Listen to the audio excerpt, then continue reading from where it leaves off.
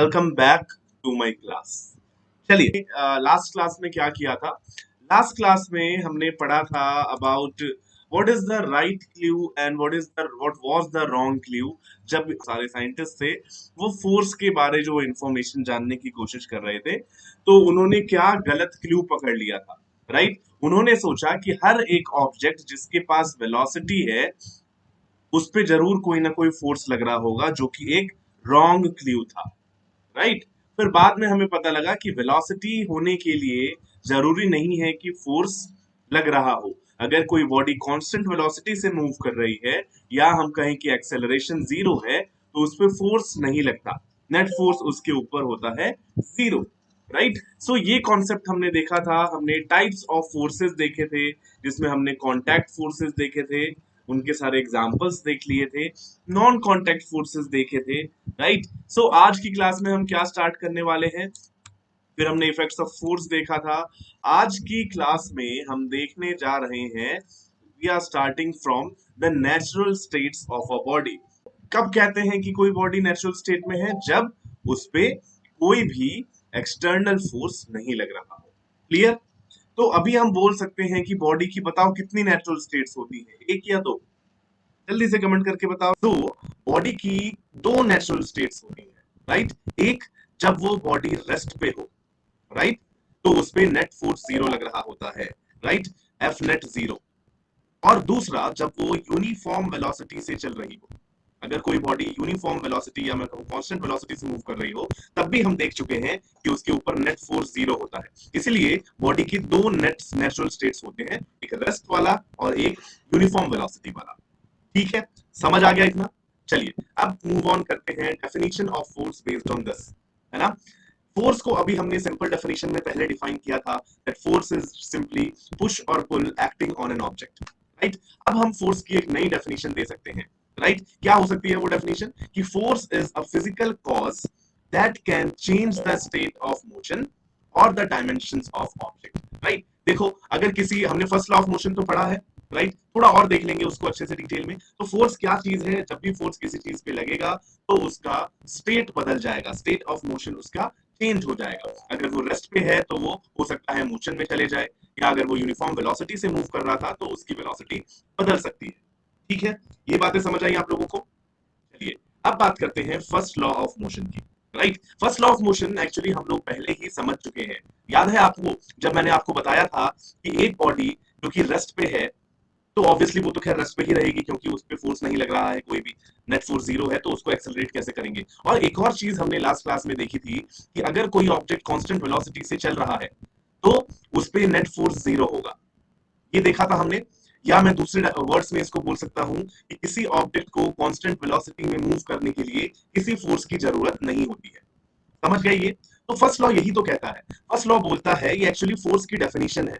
Right, first law बोलता है कि अगर कोई ऑब्जेक्ट रेस्ट पे है तो वो हमेशा रेस्ट पे ही रहेगा, और अगर कोई ऑब्जेक्ट यूनिफॉर्म वेलोसिटी से मूव कर रहा है तो वो यूनिफॉर्म वेलोसिटी से ही मूव करता रहेगा जब तक उस पर कोई एक्सटर्नल फोर्स नहीं लगता। राइट, ये है फर्स्ट लॉ ऑफ मोशन, जो कि हम पहले ही समझ चुके हैं। क्लियर है ना ये तो? सो बस मैं इसका स्टेटमेंट लिख लेता हूं। स्टेटमेंट है इसका कि a body at rest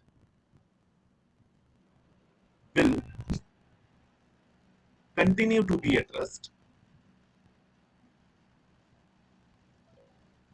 and a body moving with uniform velocity, समझ आया इतना? कोई परेशानी? moving with uniform velocity will continue to move with that uniform velocity, with that uniform velocity until and unless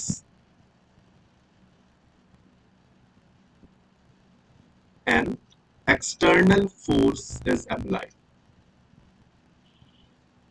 ठीक है भाई, समझ आया इतना? कोई परेशानी यहाँ पे? चलो, so first law of motion तो आपको समझ आ गया। राइट, इसी को एक और चीज, इसी का दूसरा एक नाम क्या है?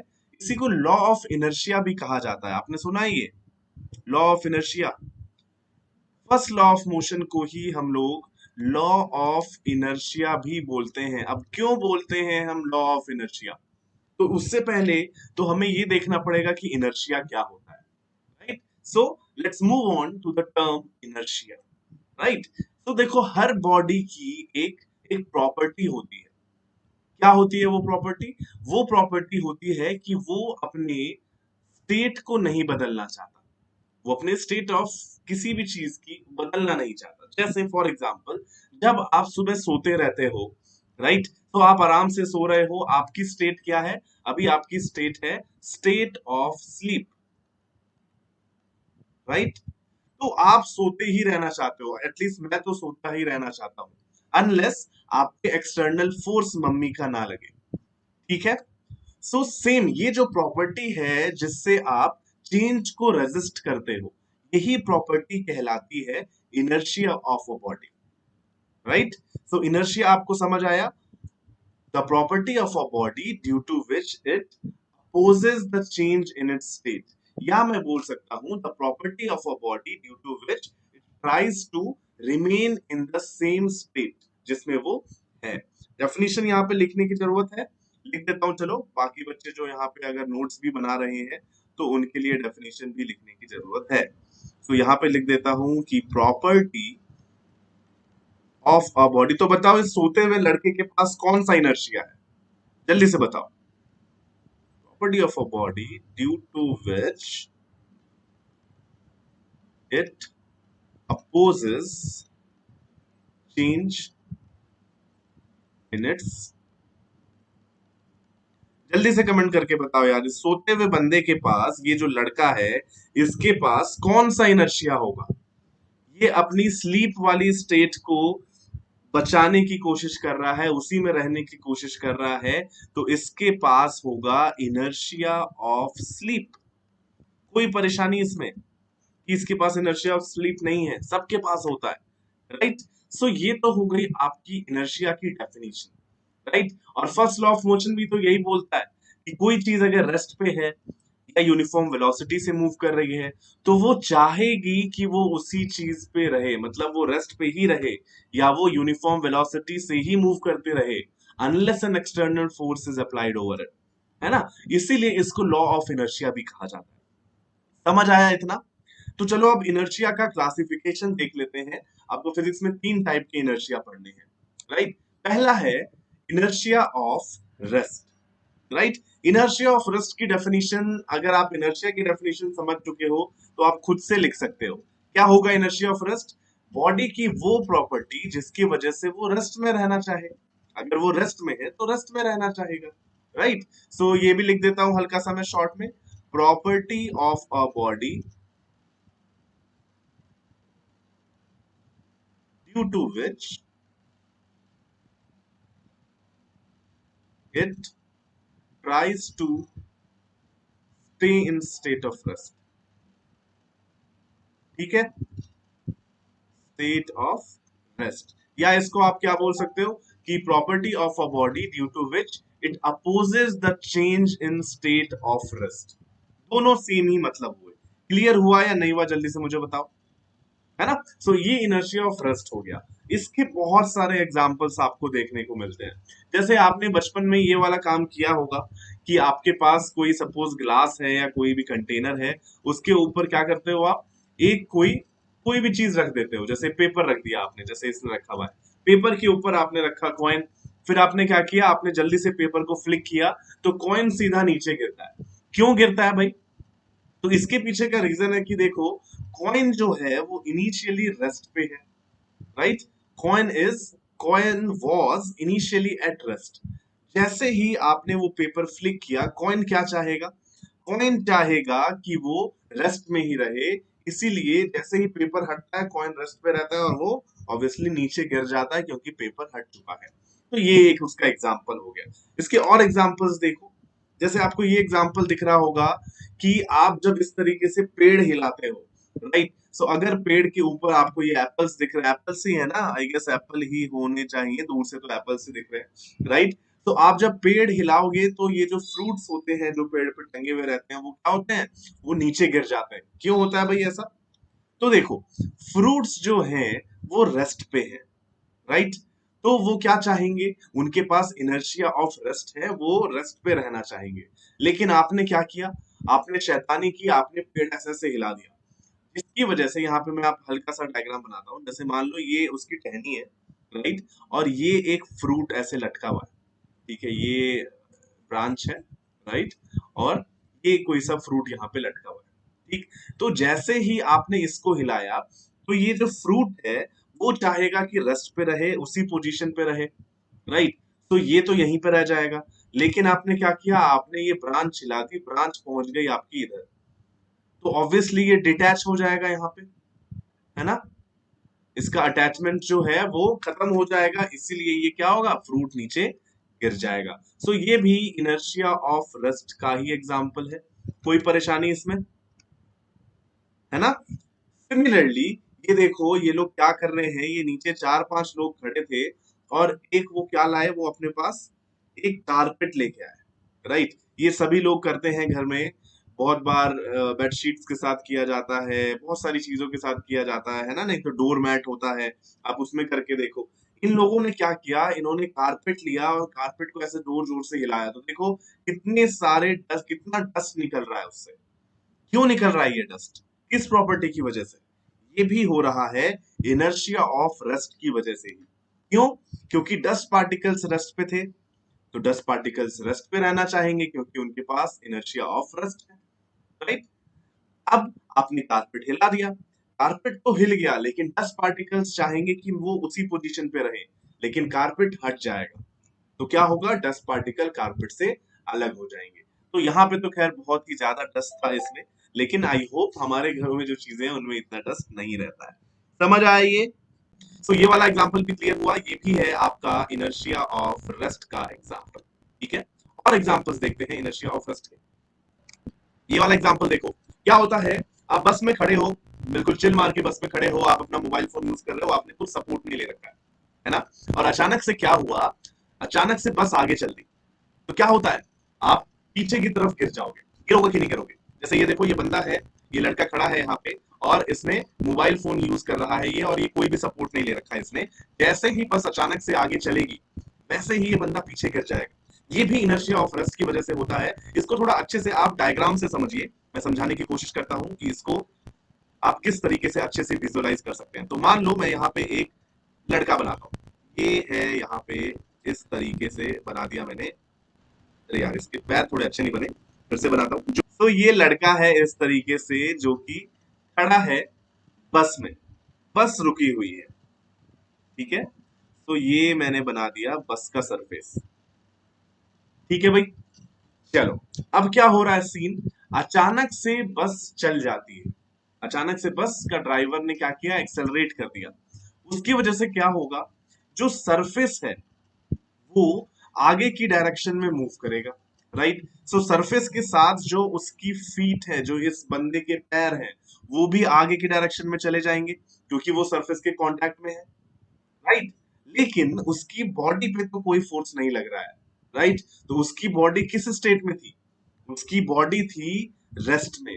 तो अभी भी उसकी बॉडी चाहेगी कि वो रेस्ट में ही रहे, because of inertia of rest, right.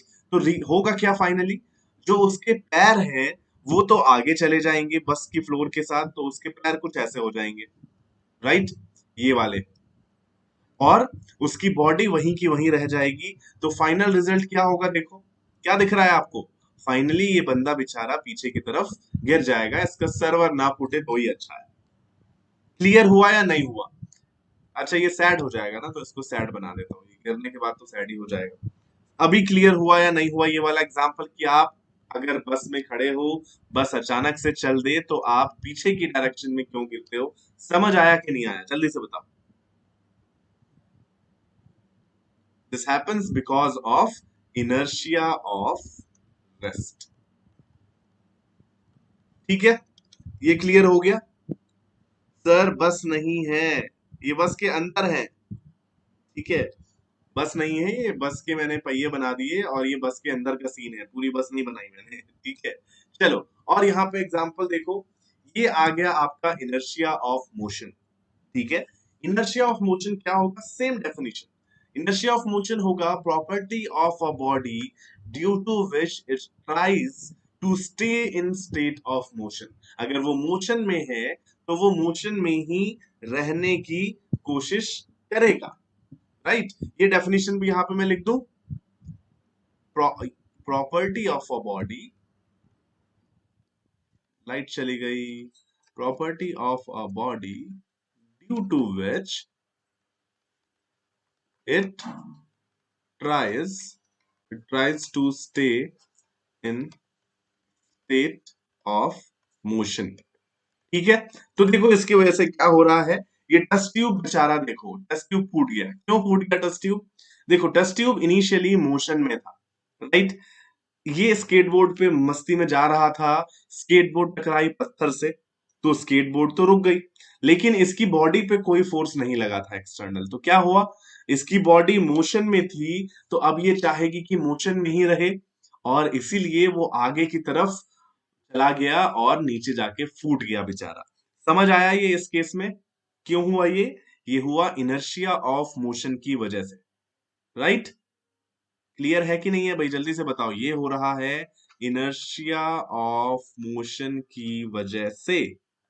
Right, यहां पे देखो ये सेम सिचुएशन है, इस बार टेस्ट ट्यूब नहीं है, इस बार कोई बंदा बैठा हुआ है जो कि काफी तेजी से कार चला रहा है। राइट, ये कार आई ऐसे और इस वॉल से टकरा गई, तो कार तो रुक गई क्योंकि कार पे फोर्स लग गया वॉल का, लेकिन इस बेचारे बंदे का क्या, इस पे तो कोई फोर्स नहीं लगा। तो ये चाहेगा कि अभी इनिशियली ये मोशन में है, तो ये मोशन में ही रहना चाहेगा, इसीलिए इसकी बॉडी जो है इनर्शिया ऑफ मोशन की वजह से इस तरीके से जाके कहीं गिरती है।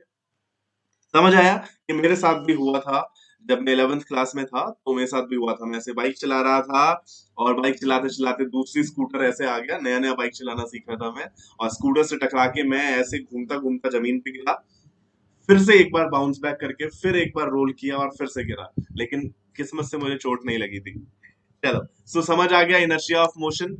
इनर्शिया ऑफ मोशन की वजह से अगर आप सपोज बस में है, मैं अगर आप किसी चलती बस में हैं और ड्राइवर ने अचानक से ब्रेक मारा, क्या होता है, आप इस तरीके से आगे की तरफ गिर जाते हो।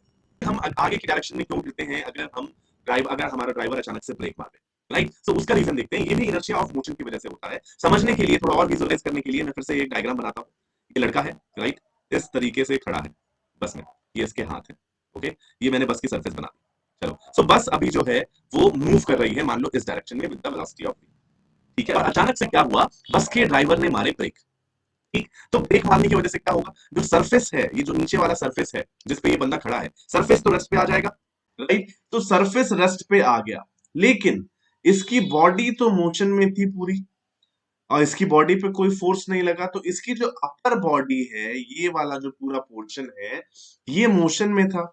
तो इनर्शिया ऑफ मोशन की वजह से इसकी अपर बॉडी क्या करेगी, ये मोशन में रहना चाहेगी, राइट। सो ये कुछ इस तरीके से हो जाएगा, देखो सिचुएशन, कि इसकी अपर बॉडी ऐसे आगे बेंड हो जाएगी, इसका फेस इधर आ जाएगा और ये ऐसे हो जाएगा, राइट। सो फाइनली क्या होगा, ये बंदा आगे की डायरेक्शन में गिर जाएगा। ये समझ आया या नहीं आया? क्यों होता है, ये होता है इनर्शिया ऑफ मोशन की वजह से, राइट। लोअर बॉडी जो है, या मैं बोलूं जो इसके फीट हैं, वो तो रेस्ट पे आ जाते हैं बस की वजह से, क्योंकि सरफेस रेस्ट पे आ गई, लेकिन अपर बॉडी जो कि मोशन में थी, वो इनर्शिया ऑफ मोशन की वजह से आगे ही चलने की कोशिश करती है, और फाइनली ऐसा सिचुएशन आता है और बॉडी आगे, पर्सन आगे की तरफ उसको धक्का लगता है और वो नीचे गिर जाता है। अच्छा, आप कभी ट्राई मत करना, लेकिन आपने किसी को गिरते हुए तो जरूर देखा होगा इस तरीके से, कि अगर कोई बस चल रही है और चलती बस से कोई आदमी ऐसे कूद गया, सीधा जमीन पे ऐसे कूद गया, तो गिरेगा कि नहीं गिरेगा? वो भी कुछ इसी तरीके से गिरता है, राइट। क्यों गिरता है भाई? तो देखो, जब आप बस पे हो या चलती ट्रेन से भी कुछ लोगों को मैंने देखा है कूद जाते हैं, राइट। सो यस, वो भी इनर्शिया ऑफ मोशन की वजह से होता है। सो ये चलती बस और चलती ट्रेन से जो भी लोग उतरते हैं, तो बहुत सारे लोग जो हैं काफी जल्दी में रहते हैं इंडिया में, राइट। आपने देखा होगा मुंबई लोकल, दिल्ली लोकल, बहुत जगह हमने देखा है। सो उन लोगों को प्रैक्टिस हो जाती है क्योंकि वो काफी जल्दी में रहते हैं। सो वो लोग क्या करते हैं, अगर वो लोग ट्रेन से उतर रहे हैं, चलती ट्रेन से, तो वो, मूवी में तो बहुत देखते हैं, हाँ मूवी में भी बहुत लोगों को गिरते हुए देखा है हमने, राइट, सब गिरे हुए लोग हैं। खैर कोई बात नहीं, मजाक कर रहा हूँ। सो मूवी में क्या है कि जैसे ही आप किसी बस से मतलब बस से उतरोगे, तो आपने देखा होगा कि अगर कोई पर्सन को नहीं गिरना है, गिरने से बचना है, तो वो बस से भागते हुए उतरता है। जिस डायरेक्शन में बस चल रही है, उसी डायरेक्शन में वो भागना शुरू कर देता है साथ साथ, और तब उतरता है कि नहीं? तो इसकी वजह से क्या होता है, वो धीरे धीरे अपनी स्पीड स्लो करता है। इनर्शिया ऑफ मोशन है, तो अचानक से तो वो रुक नहीं सकता, राइट? अचानक से कैसे रुकेगा? तो वो धीरे धीरे अपनी स्पीड को स्लो करने के लिए वो बस जिस डायरेक्शन में चल रही थी, उसी डायरेक्शन में चलने की कोशिश करता है, एंड फिर धीरे धीरे जाके वो रुकता है। क्लियर हुआ या नहीं? आपने रियल में भी देखा है गिरते समय, मैंने भी देखा है रियल में गिरते समय। एक बार मेरा भाई गिर गया था। मैं कहीं जा रहा था किसी बस से, मैं और भाई और शायद कोई और भी हमारे साथ थे, मामा जी थे। और जैसे ही मैं तो कूद गया खैर बस से सही से। वो जब कूदा, या हम पहले उतर गए थे, वो उतर नहीं पाया था। सो जब बस चलने लगी, वो ऐसे उतरा नीचे और फिर गिर गया, ठीक इस तरीके से, इनर्शिया ऑफ मोशन की वजह से। क्लियर है या नहीं है? जल्दी से बताओ। तो अब हम इनर्शिया ऑफ रेस्ट समझ चुके हैं, अब हम इनर्शिया ऑफ मोशन समझ चुके हैं। हमें क्या देखना है अब? थर्ड पार्ट ऑफ इनर्शिया देखना है, which is inertia of direction, right? Inertia of direction क्या होता है? इनर्शिया ऑफ डायरेक्शन क्या होता है कि अगर आप किसी डायरेक्शन में मूव कर रहे हो, तो आप उसी डायरेक्शन में मूव करते रहना चाहोगे, right? The property of a body because of which it tries to go in the same direction in which it is moving. ये भी लिख दूं मैं जल्दी से यहाँ पे? प्रॉपर्टी जल्दी से लिख देता हूँ, चलो ठीक है, तो सबकी डेफिनेशन आपके पास हो जाएगी। Property of a body due to which it tries to move in the same direction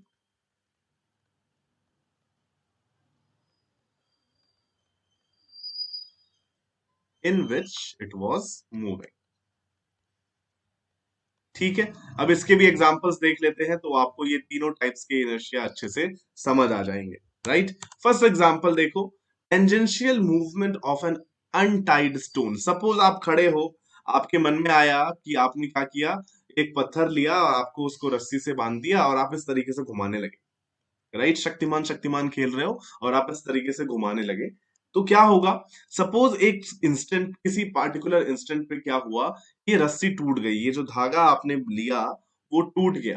मान लो वो इस पॉइंट पे ही टूट गया जहां पे आपको दिख रहा है, राइट? तो किस डायरेक्शन में ये स्टोन जाएगा? जल्दी से बताओ मुझे। स्टोन इस टेंजेंशियल डायरेक्शन में आगे चले जाएगा, ऐसे जाएगा कि नहीं जाएगा? ऐसे ही जाता है ना, राइट? इस डायरेक्शन में ही क्यों गया? इस डायरेक्शन में जाने का रीजन था कि इस पॉइंट पे स्टोन की वेलोसिटी थी इस डायरेक्शन में। तो जैसे ही यहाँ पे ये स्ट्रिंग ब्रेक हुआ, वैसे ही क्या होगा? वैसे ही ये स्टोन जो है वो इस डायरेक्शन में मूव करना स्टार्ट कर देगा, मुड़ेगा नहीं। क्यों नहीं मुड़ेगा? क्योंकि उसके पास इनर्शिया ऑफ डायरेक्शन है। समझ आया या नहीं समझ आया? ये राहुल कुमार बोल रहे हैं, सर मैं तो गिरता हूं तो चोट नहीं लगती है। बिल्कुल सुपरमैन हो राहुल तुम। This is happening because of inertia of direction। ठीक है, ये बहुत ही अच्छा एग्जांपल है, सिंपल एग्जांपल है इनर्शिया ऑफ डायरेक्शन का, राइट? और एग्जांपल देख लो, आप जब कार में चलते हो, तो सपोज करो कि जो ड्राइवर है उसने कार इस डायरेक्शन में अचानक से टर्न ले ली, राइट? सो यहाँ पे देखो इस पीछे वाले बंदे को, ये पीछे वाले बंदे का मोशन कैसा है? बाहर की तरफ पुश्ड हो गया है, उसको बाहर की तरफ धक्का लग गया है। होता है कि नहीं होता ऐसा? राहुल पूछ रहे हैं टूटने के बाद क्या होगा? ये देखो स्ट्रिंग देख लो, एक बार फिर से मैं बता देता हूँ किसी और पॉइंट पे भी कंसिडर करके, कि मान लो ये अभी स्टोन इधर है, राइट? इस पॉइंट पे जो स्टोन की वेलोसिटी होगी वो टेंजेंशियल डायरेक्शन में होगी, ऐसे, राइट? और अगर इस पॉइंट पे ये धागा टूट जाता है, तो वो इस डायरेक्शन में ही आगे चले जाएगा स्टोन, ऐसे टर्न थोड़ी ना करेगा, वो सीधा चले जाएगा। यहाँ पे अगर स्टोन, अगर धागा टूटता है तो वो इस डायरेक्शन में चले जाएगा। ठीक है, समझ आया? अब चलो यहाँ पे देखो। आपने देखा होगा कि अगर आप किसी हिली एरिया में गए हो, या मतलब जैसे शिमला गए हो, देहरादून गए हो, या कहीं पे भी जहाँ रोड्स गोल गोल हो, राइट। सो ऐसे में क्या सीन होता है कि जब जब आपकी कार टर्न लेती है, राइट, सो आप बाहर की तरफ आपको धक्का लगता है, लगता है कि नहीं लगता? मैं शिमला गया था, नहीं तो वैष्णो देवी गया था, सो वहां पे तो सीन ऐसा ही हो रहा था भाई, हम लोग तो पागलों की तरह ऐसे हिले जा रहे थे, राइट। सो ऐसा होता है ना, क्यों होता है? ये इनर्शिया ऑफ डायरेक्शन की वजह से होता है, राइट। देखो कार इस तरफ टर्न ले रही है, इनिशियली यहाँ पे उसकी वेलोसिटी इस डायरेक्शन में थी, in the tangential direction, right. So आपकी भी वेलोसिटी, या मैं यहाँ पे डायग्राम में बताता हूँ, मान लो ये कार, ये रोड है, बहुत बार होता है ऐसा, है ना। तो मान लो ये रोड है, थोड़ा अच्छा सा कर्व नहीं बना, लेकिन मान लो यार, ठीक है। तो इधर मैं डायग्राम बनाता हूँ, आपको समझाने की कोशिश करता हूँ। तो मान लो ये कार है, डब्बे वाली कार है, ये कार है, ठीक। ये कार इस पॉइंट पे इसकी वेलोसिटी थी इस डायरेक्शन में, फिर अचानक से ऑब्वियसली टर्न है, तो आपको गाड़ी तो मोड़नी पड़ेगी, आपको टर्न तो लेना पड़ेगा, राइट। सो आपने या आपके ड्राइवर ने टर्न ले लिया इस डायरेक्शन में ऐसे, ठीक है। ये दिख रहा है येलो कलर या नहीं दिख रहा है? दूसरे कलर से भी मार्क कर देता हूँ, चलो। तो ड्राइवर ने टर्न ले लिया इस डायरेक्शन में, लेकिन आपकी वेलोसिटी तो इस डायरेक्शन में थी, राइट। सो आप जो यहाँ पे बैठे हुए हो, आपकी बॉडी चाहेगी कि वो इसी डायरेक्शन में मूव करती रहे, ठीक। इसीलिए जब ये कार मुड़ जाएगी इस तरीके से, तो आप बाहर की तरफ पुश्ड फील करते हो। समझ आया कि नहीं आया? ये होता है इनर्शिया ऑफ डायरेक्शन की वजह से। क्लियर हुआ या नहीं हुआ? तो आई होप ये सारी चीजें आपको समझ आई होंगी। Inertia of rest, inertia of motion and inertia of direction समझ आया, और इनर्शिया ऑफ स्लीप भी आपको मैंने बता दिया था, अगर आप सो रहे हो तो सोते रहना चाहते हो, राइट। तो ये सारी एग्जांपल क्लियर हुए या नहीं हुए, जल्दी से कमेंट करके बताओ मुझे। समझ आया? सेकंड लॉ तक आपको बता देता हूँ, फिर कल से न्यूमेरिकल्स करेंगे, ठीक है। थोड़े बहुत चीजें, बहुत सारी चीजें देखनी है हमें।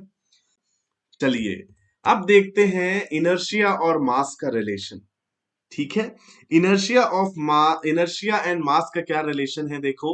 सो जितना ज्यादा मास होगा, उतना ही ज्यादा इनर्शिया होता है बॉडी में। तो जो बॉडी ज्यादा भारी है, या मैं बोलूं जिसके पास ज्यादा मास है, उसके पास ज्यादा इनर्शिया होगा। ये बहुत ही सिंपल कॉन्सेप्ट है, राइट।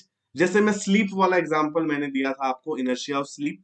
तो सभी लोगों ने कहानी सुनी है कुंभकर्ण की। वो बेचारा एक बार सोता था तो सोता ही रहता था, उसको उठाना बहुत मुश्किल था, राइट। भाई क्यों होता है ऐसा?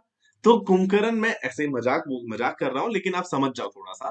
तो कुंभकर्ण का मास बहुत ज्यादा था, उसका साइज बहुत बड़ा था, राइट। तो इसीलिए उसके पास इनर्शिया ऑफ स्लीप भी बहुत ज्यादा होना चाहिए, राइट। सो इसीलिए वो हो सकता है ज्यादा देर तक सोता होगा, खैर हमें नहीं पता, राइट।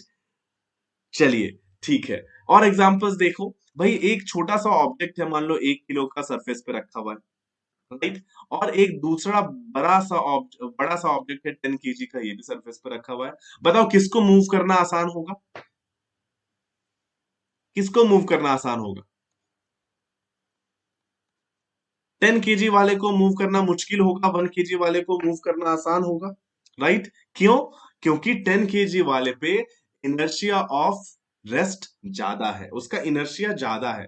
अगर आपको 10 kg की वेलोसिटी भी बदलनी है, तो उसमें भी उसके पास जो है इनर्शिया ऑफ मोशन भी ज्यादा है, तो उसको रोकने में भी टाइम लगेगा। जैसे आपके पास दो व्हीकल्स हैं, सपोज करते हैं एक बाइक है, ठीक है। ये यार बाइक अच्छे से नहीं बना पाया, मान लो ये बाइक है, और एक आपके पास ट्रक है, ठीक है। दोनों सेम वेलोसिटी से चल रहे थे, 5 मीटर पर सेकेंड और 5 मीटर पर सेकेंड, ठीक है। दोनों ने ब्रेक मारे, तो बताओ, मान लो ब्रेकिंग फोर्स दोनों का सेम है, किसको रोकना आसान होगा? आप बस इतना सा बता दो, ट्रक को रोकना आसान होगा कि बाइक को रोकना आसान होगा? जल्दी से बताएं, किसको रोकना आसान होगा? Comment fast, comment fast. किसको रोकना आसान होगा? ऑब्वियसली, ऑब्वियसली ये तो बहुत ऑब्वियस है, मैं इतनी देर से पूछ रहा हूं आपसे, बाइक को रोकना आसान होगा, राइट। क्यों?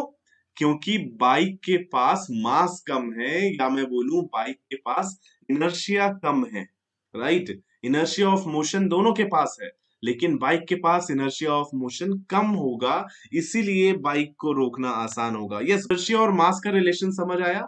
Inertia is directly proportional to mass. जितना ज्यादा मास होगा उतना ही ज्यादा इनर्शिया होगा, कोई भी तरीके का इनर्शिया। ठीक है, क्लियर हुआ या नहीं हुआ, जल्दी से कमेंट करो। तो फिर मुझे बात करनी है मोमेंटम की। अब देखते हैं मोमेंटम क्या होता है। देखो, कोई भी बॉडी जो मूव कर रही है उसका एक तरीका होता है क्वांटिटी ऑफ मोशन डिफाइन करने का, वो कहलाता है मोमेंटम। राइट, सो मैं आपको डायरेक्टली इसकी न्यूमेरिकल वैल्यू से इंट्रोड्यूस कराता हूं। मान लो एक बॉडी है m मास की, इस बॉडी का मास है m, और ये v वेलोसिटी से लेट से मूव कर रही थी। राइट, तो एक टर्म है मोमेंटम जो डिफाइन किया जाता है product of mass into velocity.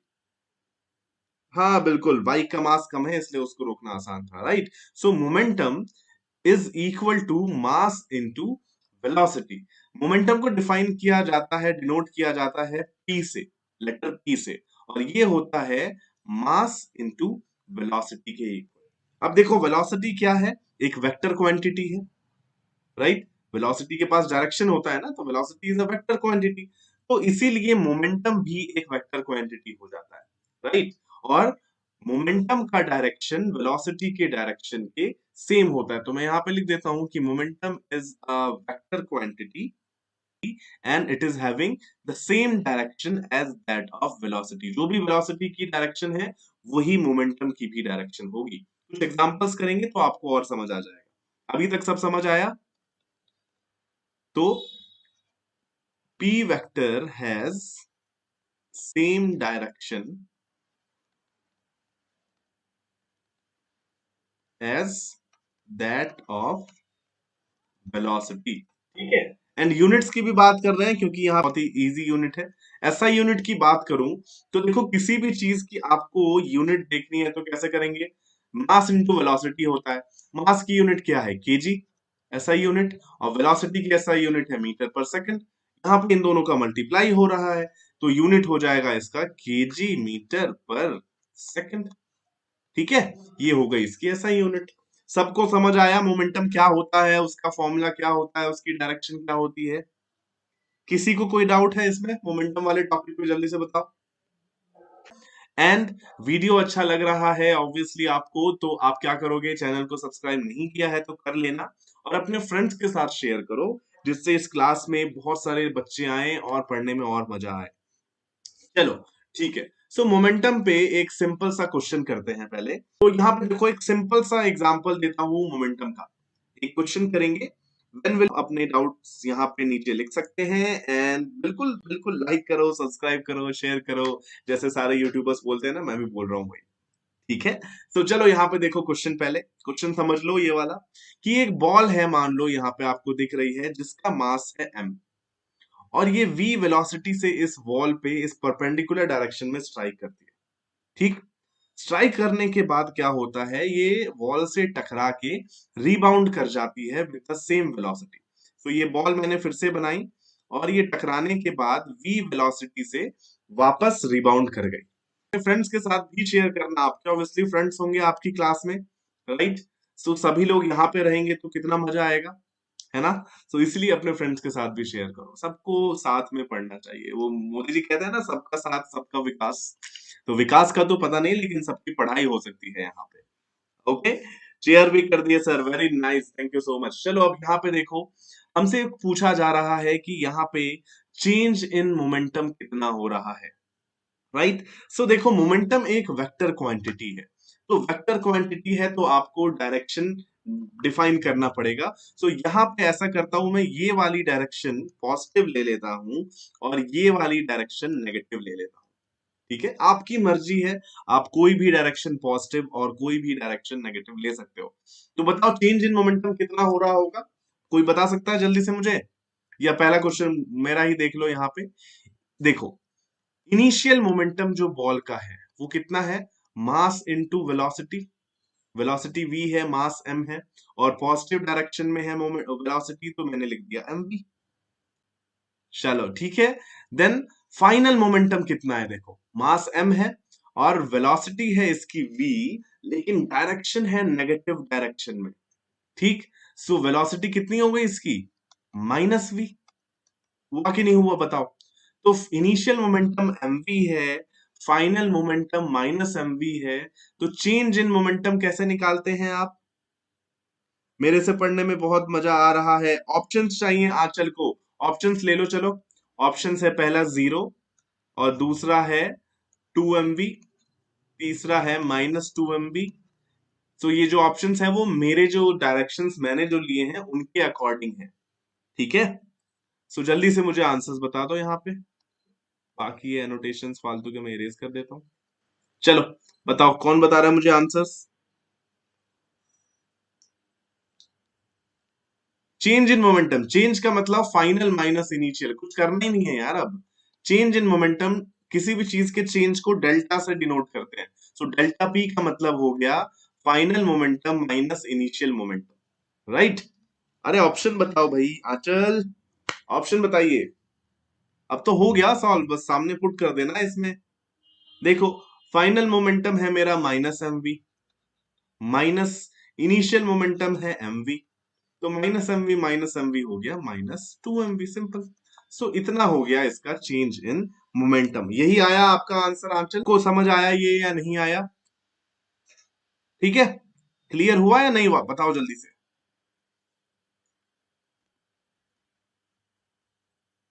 हुआ क्या क्लियर?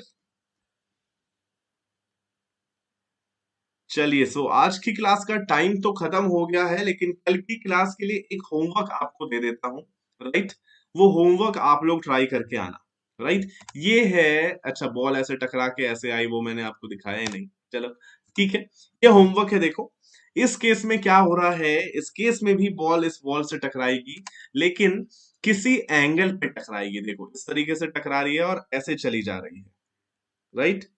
बोलो बोलो, हो गया सर? बट के आगे बोलो बोलो, पहले मैं बट क्लियर कर दूं मैं पहले आपका। ये -2mv इसलिए आ रहा है क्योंकि मैंने ये वाली डायरेक्शन नेगेटिव ली थी, ये वाली पॉजिटिव ली थी। आपका आंसर +2mv आ सकता है अगर आप ये वाली पॉजिटिव लो और ये वाली नेगेटिव लो, तो वो +2mv गलत नहीं होगा। अरे बिल्कुल, अरे क्वेश्चंस तो मैं हर दिन करवाता हूँ ना। चलो एक और क्वेश्चन ये वाला देखो। ठीक है, चलो ये वाला भी करवा ही देता हूँ, जब आप इतना अच्छे से बोल रहे हो तो 5 मिनट और लगेंगे, करवा देता हूँ।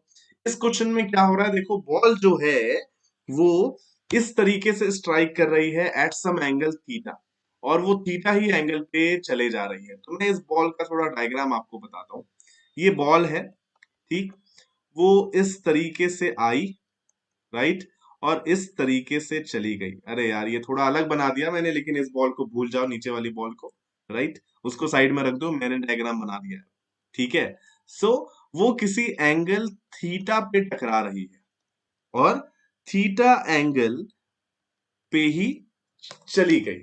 v वेलोसिटी से आई थी, v वेलोसिटी से बॉल वापस टकरा के चली गई। ठीक, आपको बताना है कि चेंज इन मोमेंटम कितना हो गया। ठीक है, बॉल का कितना मोमेंटम बदल गया हमें ये बताना है। क्वेश्चन क्लियर हुआ या नहीं हुआ? लेट्स से कि बॉल का जो मास है वो m है। ठीक है, बॉल का मास मान लेते हैं m है। चलिए, सो यहाँ पे थोड़ा आप यहाँ पे अच्छे से देखो। यहाँ पे देखिए, ये 2D मोशन है, 1D मोशन तो नहीं है। ये कौन सा मोशन है? ये 2D मोशन है। तो 2D मोशन में मतलब हम मोमेंटम को x एक्सिस के अलोंग और y एक्सिस के अलोंग दो अलग अलग डायरेक्शन में लिख सकते हैं, राइट? तो सबसे पहले तो आप फर्स्ट केस देखो, बिफोर स्ट्राइकिंग वाला। पहला केस देख लो, बिफोर स्ट्राइकिंग में टकराने से पहले बॉल का किस डायरेक्शन में, जीरो नहीं है, change in momentum is not zero. एक, हाँ, एक पार्टिकुलर डायरेक्शन में जीरो है, लेकिन यहाँ पे अगर मैं बोलूं चेंज इन मोमेंटम, तो total change in momentum is not zero, है ना? यहाँ पे देखिए, यहाँ पे इनिशियली बॉल जो है वो कुछ इस डायरेक्शन में मूव कर रही थी, ऐसे, right, with the velocity of v, मास इसका था m। ठीक है, अब यहाँ पे मैं आपको थोड़ा सा एंगल बनाता हूँ। देखो ये एंगल थीटा है, तो ये एंगल भी थीटा हो जाएगा, कोई परेशानी? तो ये v वेलोसिटी थी, सो आपको ये वाला पता है या नहीं पता है? देखो कि अगर कोई वेक्टर है, इस वेक्टर का अगर वेलोसिटी मतलब कोई भी वेक्टर है, मान लो v वेक्टर, और ये एंगल थीटा है, तो इस वेक्टर के दो कंपोनेंट्स आते हैं, v cos थीटा ऐसे और v sin थीटा ऐसे। ये वाला आपको पता है कि नहीं पता है कॉन्सेप्ट? ये मुझे जल्दी से बता दो। अगर कोई भी वेक्टर है और ये एंगल थीटा है, तो उसके दो कंपोनेंट्स आते हैं, v cos थीटा और v sin थीटा, एज मैंने यहाँ पे बताया। ये आपको पता है कि नहीं पता है? मैंने अपनी पिछली क्लासेस में बताया, ओ सॉरी, मैंने अपनी पुरानी क्लासेस में ये बताया है आपको। इसका आइडिया है या नहीं है? जल्दी से बताओ। अगर आइडिया है तब तो सही है, नहीं है तो फिर मुझे बताना पड़ेगा ये फिर से एक बार हल्का सा। ठीक है, ट्रिग्नोमेट्री पता होगी आपको थोड़ी सी?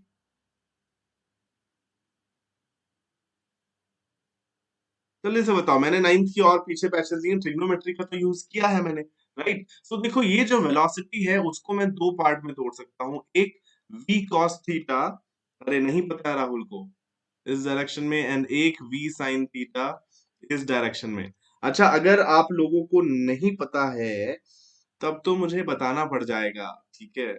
सो ऐसा करते हैं, देखो इस क्वेश्चन को मैं नेक्स्ट क्लास में फिर से लेता हूँ, राइट? बेसिक क्वेश्चन है, लेकिन अगर आपको ट्रिग्नोमेट्री में थोड़ी प्रॉब्लम हो रही है तो फिर मैं आपको हल्का सा बता देता हूँ। बस मैं दूसरी बॉल का भी यहाँ पे बना देता हूँ डायग्राम फिर से। ये ऐसे है, ये एंगल हमारा थीटा है, तो फिर से यहाँ पे v cos थीटा आएगा और ये v sin थीटा आएगा। अच्छा चलो, नहीं पता है तो मैं आपको थोड़ा सा वो बता देता हूँ, ठीक है? एक फ्रेश पेज पे आपको बताता हूँ, और ये क्वेश्चन फिर हम अब करेंगे नेक्स्ट क्लास में। मान लो ये कोई वेक्टर है जिसका नाम मैंने दे दिया, मान लो एफ वेक्टर, ठीक है? और ये हॉरिजॉन्टल से बना रहा है थीटा एंगल। ट्रिग्नोमेट्री तो आप लोगों को पता होगा ना यार, ठीक है? तो चलो, अच्छा पता है नहीं पता है, क्या नहीं पता यार, देख लो यहाँ पे आप जल्दी से। मान लो ये इसका एफ एक्स है और ये इसका एफ वाई है, मतलब मैं बोल सकता हूँ ना, देखो ट्राइंगल एडिशन से, कि this vector plus this vector is equal to this vector, A vector plus B vector is equal to C vector. तो यहाँ पे मैं बोल सकता हूँ कि F vector is equal to F X vector plus F Y vector, ठीक है? अब यहाँ पे देखिए, अगर मैं पता है, अच्छा ठीक है, तो यहाँ पे पता है तो मैं लिख देता हूँ एफ एक्स की वैल्यू एफ कॉस थीटा आएगी, एफ वाई की वैल्यू एफ साइन थीटा आएगी, ट्रिग्नोमेट्री। चलो ठीक है, so have a nice day. Class end करते हैं, नेक्स्ट क्लास में आपसे मिलेंगे यहीं पे। Bye bye.